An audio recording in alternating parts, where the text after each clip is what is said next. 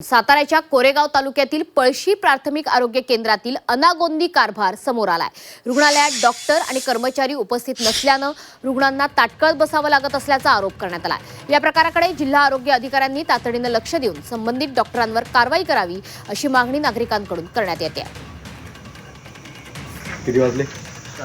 कुठून आला? कर्मचारी आणि केंद्राचे मेडिकल ऑफिसर कर्तव्यावर ड्युटीवर हजर नव्हते। अनेक गंभीर पेशंट त्या ठिकाणी उपचारासाठी आले होते। काहींना शॉक लागला होता, काहींना भाजलं होतं आणि काही किरकोळ आजारी असणारे पेशंट दवाखान्यामध्ये आले होते उपचार घेण्यासाठी। प्राथमिक आरोग्य केंद्रामध्ये मेडिकल ऑफिसर म्हणजे डॉक्टर उपस्थित नव्हते।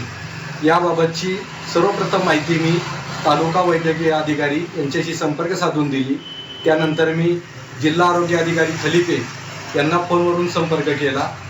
जिल्ह्याच्या आपल्या सीओ मॅडम मुख्य कार्यकारी अधिकारी यांना सुद्धा मी संपर्क करण्याचा प्रयत्न केला, संपर्क होऊ शकला नाही।